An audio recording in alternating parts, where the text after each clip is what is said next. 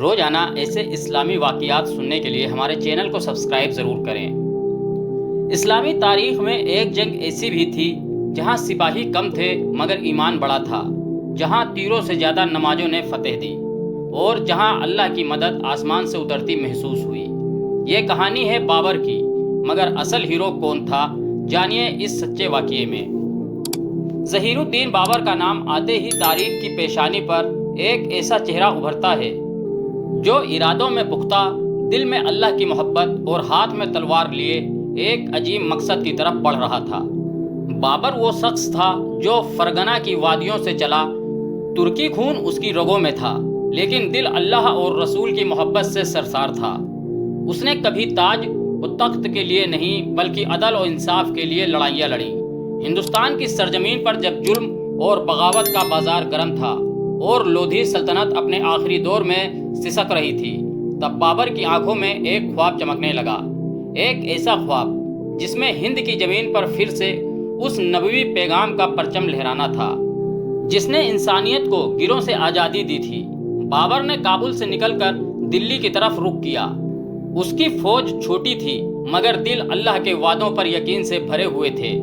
پانی پت کا میدان گواہ ہے، جہاں 21 اپریل 1526 کی صبح آسمان نے وہ منظر دیکھا جب ایک طرف ابراہیم لودھی کی طاقتور فوج تھی اور دوسری طرف بابر کی متوسط سی مگر ایمان اور حکمت سے لبریز جنگی ٹکڑی تھی۔ جہاں سے پہلے بابر نے اپنی فوج کو خطبہ دیا جس میں کہا کہ ہم نے یہ جنگ دنیا کے لیے نہیں بلکہ دین کے لیے چنی ہے۔ اگر آج ہم سب کامیاب ہوئے تو یہ اللہ کا فضل ہوگا، اور اگر شہادت ملی تو یہ ہماری کامیابی کی بلندی ہوگی۔ بابر نے اس وقت توپوں کا استعمال ایسا کیا جو ہندوستان میں پہلی بار تھا۔ اس نے ترکی طرز پر اپنے سپاہیوں کو مرکز میں رکھا اور دائیں بائیں سے توپوں کے ذریعے دشمن کی فوج کو تہس نہس کر دیا۔ ابراہیم لودھی کو یقین نہیں ہو رہا تھا کہ اس کی 2 لاکھ کی فوج بابر کی 12,000 کی فوج کے سامنے گھٹنے ٹیک رہی ہے، مگر یہی تو حقیقت تھی، جب اللہ کی مدد شامل ہو تو تعداد نہیں نیت کام آتی ہے۔ پانی پت کی جنگ ختم ہوتے ہی دلی بابر کے قدموں میں تھی، مگر بابر نے فتح کا اعلان کرتے ہوئے سب سے پہلے مسجدوں کی تعمیر کا حکم دیا۔ اس نے شریعت کے مطابق انصاف شروع کیا اور گھسے ہوئے ہندوؤں اور مسلمانوں دونوں کے درمیان عدل سے پیش آیا۔ بابر کے دل میں تخت سے زیادہ خدا کی خوشنودی تھی۔ اس نے دلی کے باغوں میں ترکی انداز کے پھول کھلائے، لیکن ساتھ ہی ہر مظلوم کی دعاؤں کو بھی اپنی سلطنت کی زینت بنایا۔ بابر نے کبھی اپنی طاقت پر گھمنڈ نہیں کیا بلکہ ہر بار اللہ کا شکر ادا کیا کہ اس نے اسے ظلم کے خلاف کھڑا ہونے کا موقع دیا۔ بابر نے اپنے بیٹے ہمایوں کو وصیت کی کہ ہمیشہ نماز قائم رکھنا، مظلوم کی فریاد سننا اور سلطنت کو اسلامی اصولوں پر چلانا۔ بابر کی زندگی کا ہر لمحہ اس بات کا ثبوت ہے کہ وہ ایک سچا مومن تھا جو اللہ کے بھروسے میدان میں اترتا تھا اور رسول اللہ صلی اللہ علیہ وسلم کی سیرت کو سامنے رکھ کر حکومت کرتا تھا۔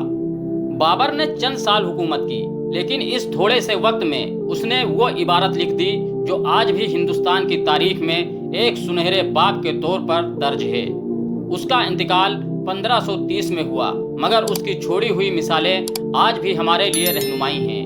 بابر نے اپنی مجلسوں میں قرآن کی تلاوت کو رواج بنایا، شاعری اور علم سے لگاؤ رکھا اور علماء کو حکومت میں اہم مقام دیا۔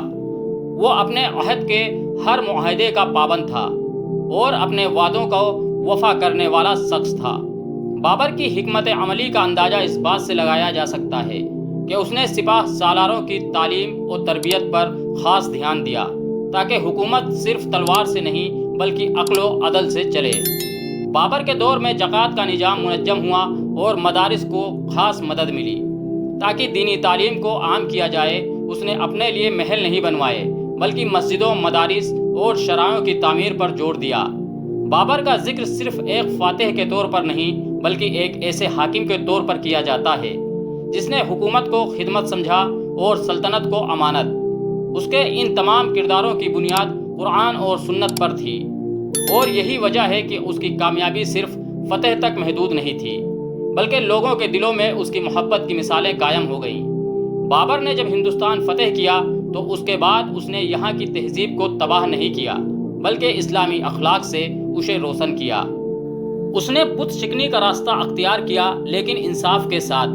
اس نے ہر مذہب کو اپنی آزادی کے ساتھ جینے کا حق دیا، مگر وہ یہ بھی جانتا تھا کہ اگر حکومت کرنی ہے تو دین کی روح کے ساتھ کرنی ہوگی۔ یہی وجہ ہے کہ بابر کی سلطنت اللہ کے فضل سے قائم ہوئی اور اس کی بنیادیں مضبوط رہیں۔ بابر کی زندگی میں ایک واقعہ ایسا بھی ہے جب اس کے پاس ایک یہودی تاجر آیا اور سلطنت میں تجارت کی اجازت مانگی۔ بابر نے اس سے کہا کہ تجارت کی اجازت ہے، مگر یہاں سود کی کوئی جگہ نہیں۔ یہودی نے کہا کہ سود کے بغیر تو کاروبار ممکن نہیں۔ بابر نے مسکرا کر کہا کہ جہاں اللہ کا حکم نافذ ہو وہاں ہر ممکن ناممکن کے آگے جھک جاتا ہے۔ یہودی نے اللہ کے قانون کے سامنے سر جھکا دیا اور اسی دربار میں اسلام قبول کیا۔ یہ تھا بابر، جو تلوار سے نہیں بلکہ کردار سے جیتتا تھا، اور جس کی سب سے بڑی فتح لوگوں کے دل تھے۔ اس کی تمام جنگوں میں اللہ کی مدد صاف نظر آتی تھی، اور اس کی سب سے بڑی جنگ اس کی اپنی نفس سے تھی۔